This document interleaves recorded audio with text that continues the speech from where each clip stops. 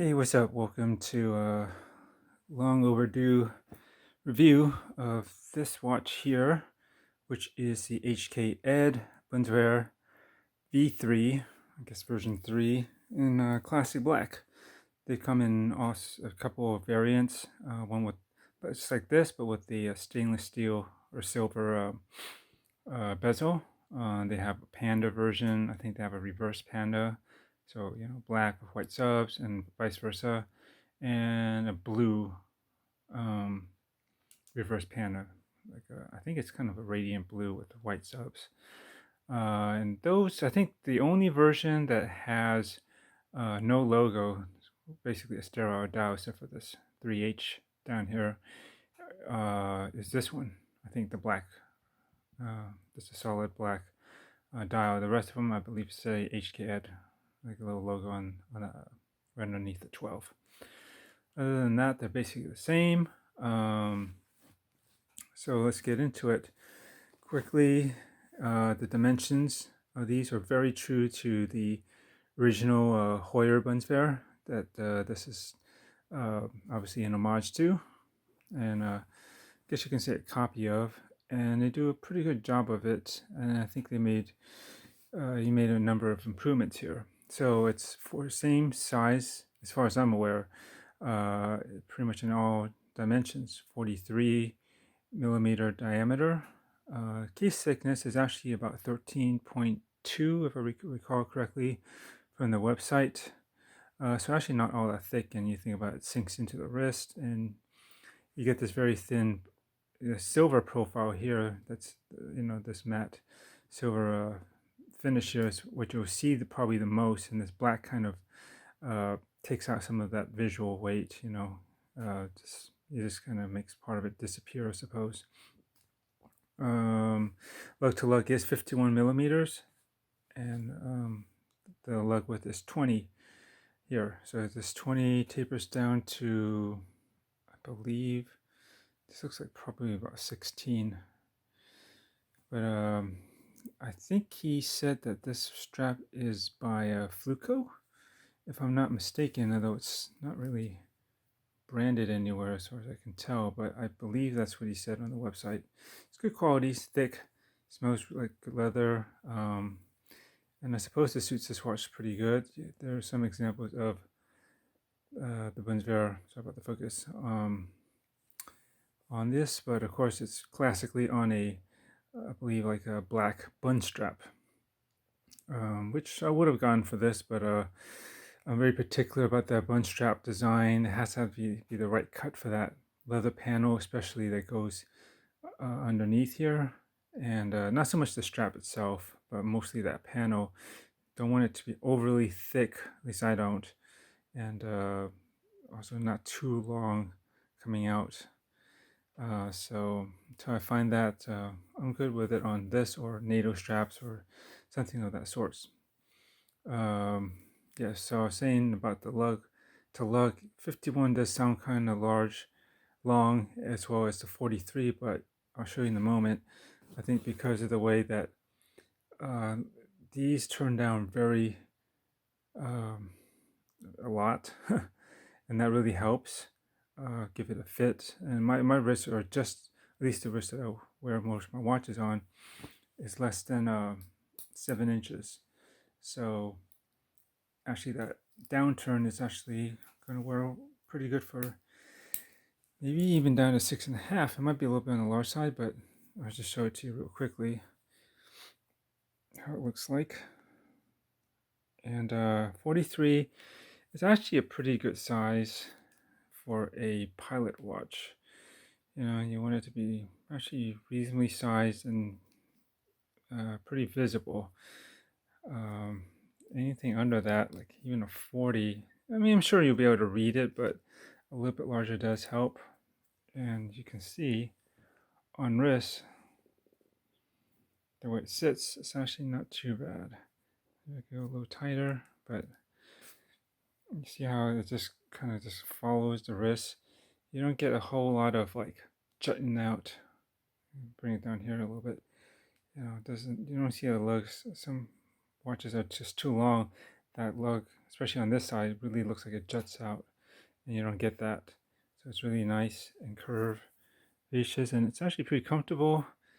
And I think, for the visual presence and legibility, this is a good size, and again, true to the original.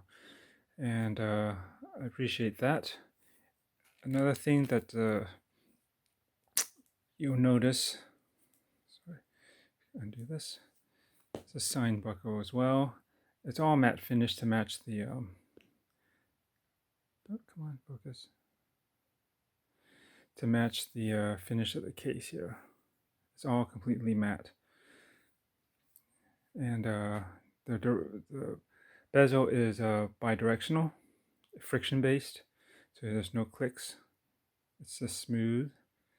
I will say that overall it holds pretty well, but if you're wearing, depending on the kind of long sleeve or coat that you might be wearing, cuffs or whatever that might go over it when on wrist, there could be a slight tendency for this to shift a little bit, depending on how tight and what kind of garment that you're wearing, I suppose. But I haven't found it to be too much of a trouble with it being knocked out of place all the time, So, but I believe the earlier versions he had this as a clicking bezel. I'm not sure why he took it out on the latest version, if I'm not mistaken. You can look at some older reviews of the earlier models of the HKED Bundeswehr. He's done several of these over the years, and if I'm not mistaken, the earlier ones did have a clicking one, which would have been probably better if they had stuck with that. Although, again, if I'm not mistaken, this is very true to the original. I think the original also was probably a smooth friction-based bezel. It's manual wind. It uses the Sea-Gull ST1901. Very affordable, but actually pretty darn good mechanical chronograph movement. And it's kind of decorated. I don't think these are truly blued. If they are, that'd be pretty cool, but I think it's probably likely that they might be painted. And if you notice here too, if I can get this to focus, this version, they pointed out that has a blued swan neck regulator. So that's pretty neat. Again, whether it's truly blued or not, I don't know. I asked HKED, and for some reason he's not 100% sure himself. He believes that it is because it's hard to see here, but supposedly it's darker or different tone than the screws. I guess so. I don't know. I'm just trying to see the reflection. It's got a slightly different tone of blue to the blued screws, if they're even blued. But either way, it's a nice decoration and color for that. And oh yeah, so this is a screw down case back, of course. And you actually get an option. This is what it normally comes on, as you can see through the plastic here. Just a plain, solid case. It basically says the same thing, I believe, around the perimeter of the case back. It says that this one is solid and this one isn't. So if you wanted to keep like a more utilitarian look, no nonsense, probably the way it was in the original one, original HKED Bundeswehr, then you can go with this. But at the time, he offered a display case back as a secondary option so that you can switch it out if you want. That's with people who pre-ordered it. But I guess he still had some around, and I talked to him, and he honored the original pre-order price too if I decide. Because I actually put an order, then I canceled it. Some things were going down in Hong Kong, and made me wonder if this would get produced or would there be trouble. There was a lot of turmoil in Hong Kong, and there kind of still is. And COVID-19 hasn't helped over the years, but not over the years, but over the months rather. But that was kind of before that actually really blew up. This like at the end of last year. This is, by the way, November 2020. And I think, yeah, this was basically announced and to be pre-ordered for sometime early 2020. So this was in 2019 when he first announced and opened the pre-orders. And then I think you pay for it and it would get shipped sometime early in January 2020, if I recall correctly. But for whatever reason, mainly I just thought production issues, and I decided maybe I should I wanted to focus my funds elsewhere, so I canceled it. But he did offer that if I ever decided to change my mind, I could ask him, and he'd honor the original pre-order price. And apparently, the pre-order offer to include a display case back. So I swapped it out. Obviously, this watch only has, as you can see here, 5 ATM. What is this? A whole lot. What do you expect from such a watch, right? It's not really a diver, but yeah. So I think it's the display to see the movement is pretty nice. Again, it's a little bit decorated, and just to see that blue swan at regular is kind of cool. So let me power it up. So this movement does not hack. So if you wanted to synchronize, you could. Basically, for me, I just get into the practice of knowing approximately how many times from dead stop does it take for it to start winding. And then so if I'm got my watch or clock, whatever, that I'm going to set the time to where it needs to be. Pull this out. There's no date. So the first crown position we just get the, set the hands. So let's get it to a nice position, which is around, 10:08 or so. I'll do something like that. Give it some time to. So you say you want to set to 10:04, whatever it is. Then look, you kind of look ahead and you see your clock here. It's like 10:03, a couple of seconds, so it switches to 10:04. So I think it takes about 5 winds before it starts going, and then so if I count it like 5 seconds, start it's about 5 seconds before. Is that how it would work out? Or something like that. You just kind of figure how many turns it would take for it to start going. Then you kind of guesstimate where you can possibly sync it up to it. So 1, 2, 3, 4, 5, 6, 8, 9. I think it's going to go, yeah. Maybe it takes a little bit more. 18, 19, 20, 21, 22, 23, 24. I think you'll hit basically a stop right around, I want to say 40 turns. It's very smooth. I don't know if you can hear that.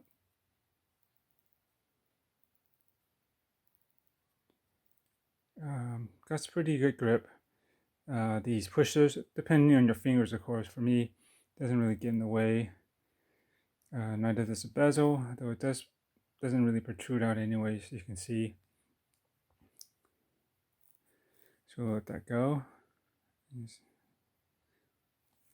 And I'll just start the chrono. And runs really good. I am actually pretty impressed with my example. I'm getting about +3, I think no more than +5 seconds a day, which is more than I can ask for or was expecting, actually, to be honest. So yeah, it's running quite well. Something like this is not something I wear every day. 43 millimeters, just a little. I'll wear, as you can see, I can wear it. Doesn't overhang and just fits pretty good. But it's water resistance, because whatever I wear, especially to work as my daily, I always come back and wash it, just because of this pandemic situation. I just what I do, there's possible to get contaminants somewhere along the way from handling things on your hands and then down onto your wrist and then onto your watch. So just for safety's sake and good practice, I wash my personal article. So something like this, especially if it's on leather, can't really do that. And I'm not sure if I trust the water resistance, even at 5 ATM for a tap and soap rinsing or wash every day. So this is something I reserve for basically my days off to enjoy. And you can see how the second hands turn over, or sorry, the minute counter turns over. So this is the running seconds, obviously. And here's the one chronograph. And yeah, this style is pretty cool. It's just very, I suppose Brigade maybe came up with it. It's very Type 20, although there's a couple variants of that. And yeah, you saw the take over. That's about it. So all you do is just stop it, and then zeroes right back. And you have to admit, the printing and detail on this thing is quite good. I mean, you can see the concentric circles, and it's actually, see how it actually kind of dips down a little bit. It's very slight, but it's definitely, you can see it from this angle. See how the lines kind of converge down? So it's not flat. That's what I'm saying. So it's got a little edge around with the markings, the graduations, and then the concentric circle parts of the subs are actually just a little bit lower. And what else is there to say? But yeah, I mean, I think the printing is really nice and clean, as is the application, like the hands. Especially, I like how precise the running second hands look. It's just very thin, but you know, it just points very directly to the minute. And I don't know, everything reaches out where I think they should. And for comparison, let me get this out of the way. What I have here is an image of the original. So if you compare it, 3H, and the style of the seconds hands with that little, I don't know if you call that a lollipop at the back end, it's very similar. Same with the style for the minute counter. You can see like how it's got the general same shape. You know, it's kind of a, is that alpha shape? You know, it's not really a sword I would call it, but you know, it's kind of got this wider end and it narrows up there. So does, come on, focus. As you can see, that's how it does it there. This is the way that you can see all the, let's see if we can focus on both of these. Like the numbers, the shape of them. It's got the 7's got a slight serif. It's pretty darn close. I'd say he did a pretty good job with this. Honestly, it's the numbers on here are ever so slightly smaller than you can see. Proportionately, those are more bold and just a little bit larger, because like this 5 already extends right past that second or minute mark or whatever you can call it, whereas this one doesn't quite. So you can, it's pretty obvious, but I think overall it's a pretty convincing example. And from what I hear, this is a detail that some people that try to make something like this or fakes miss, is this flat part of the lugs. You can see it right there at the angle here. It's very subtle, but it's there, right in there, right? The top of the lugs, there's a flat part to it. You can kind of see it from this back angle.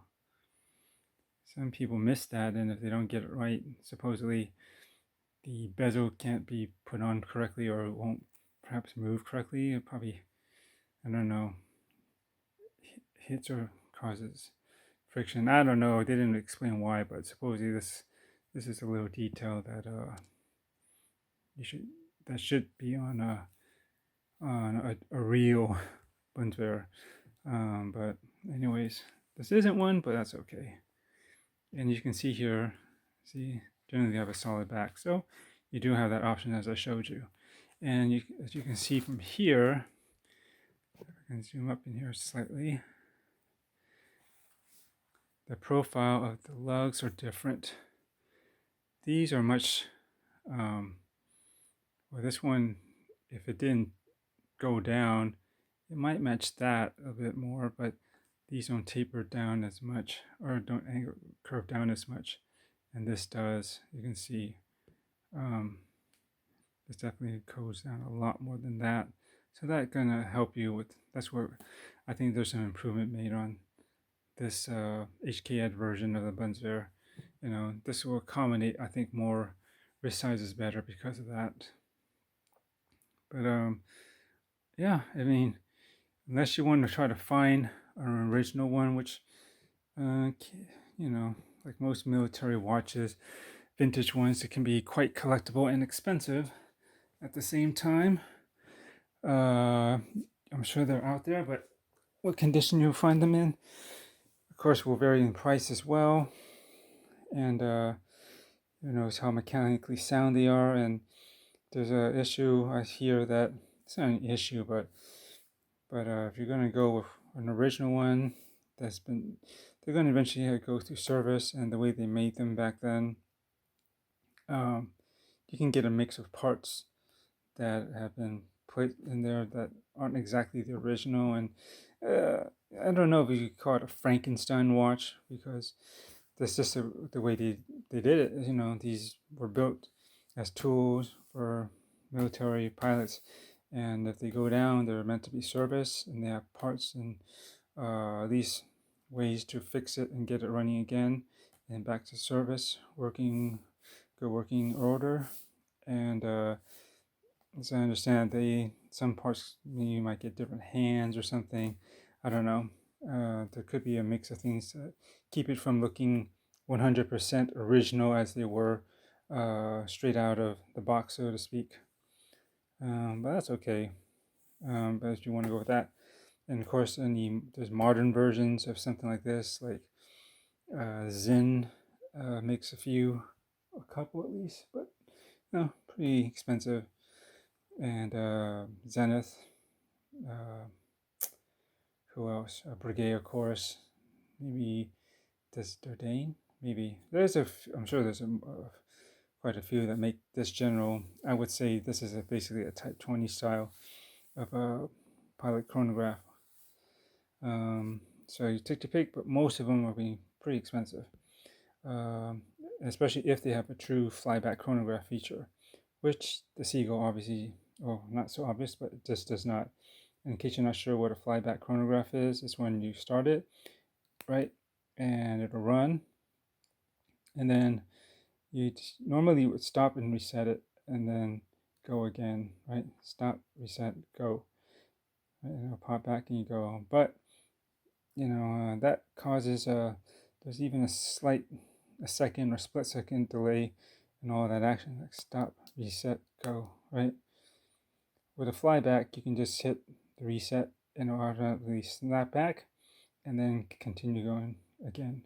So it's great for timing, I suppose, maneuvers. You know, you don't have time to go stop, reset, go, right? You gotta, once you execute the move, you know, you fly back, reset, snap back, and then you time your next move or position, and then reset, fly back, reset, and go, and then time the next event or move, whatever.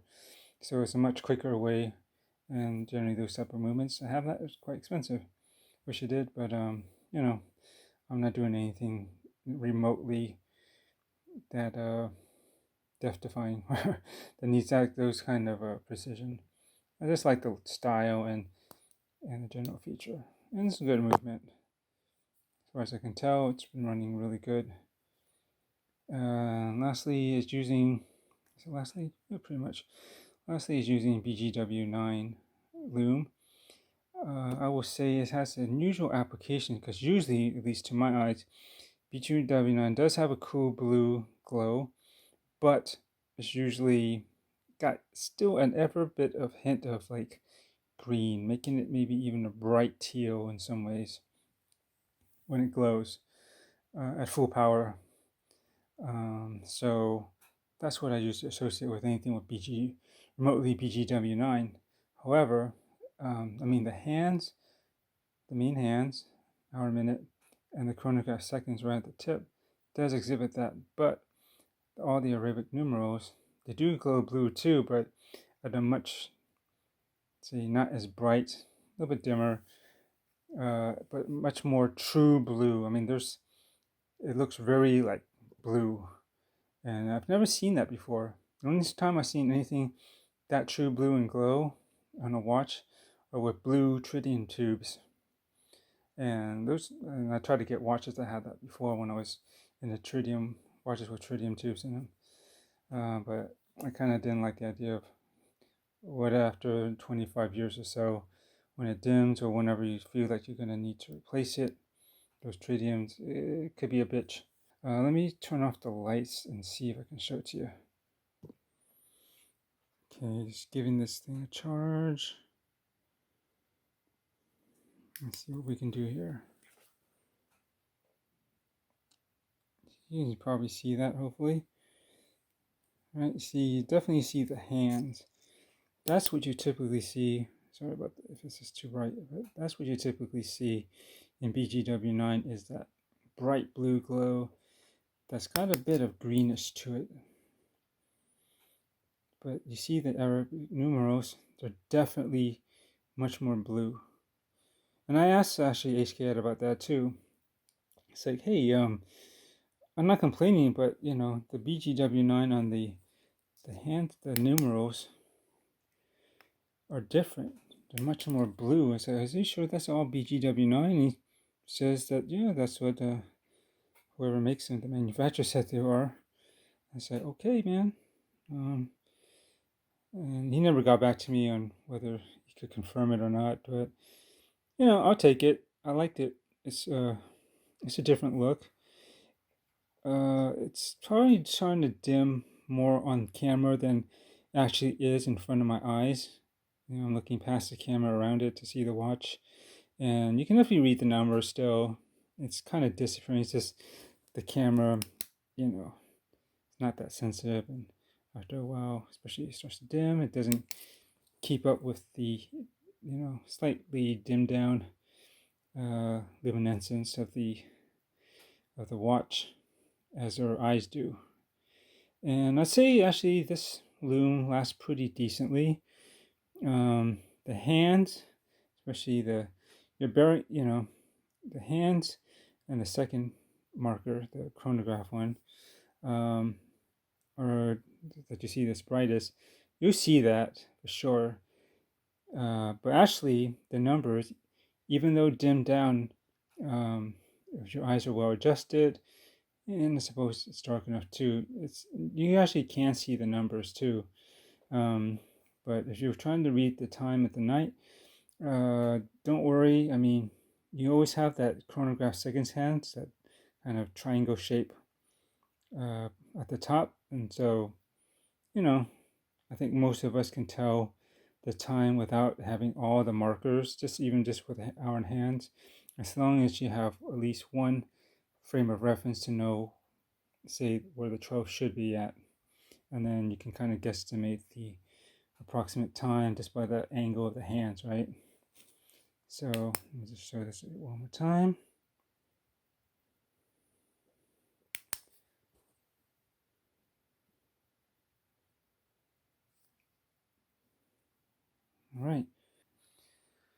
All right, so that's basically it. Been wanting to up my game on my videos, but I'm so freaking busy these days. Just my work takes me out of anything for practically the whole day. When I come home, it's late enough where I gotta eat, get cleaned up, and then before you know it, it's 10. This is not actual time, it's actually 2 in the morning almost, or actually past now. I shouldn't be doing this now because I gotta get up in like 3 hours, but I gotta get this in because this is actually going out to somebody. Anyways, but hopefully, you know, it gave you guys enough perspective and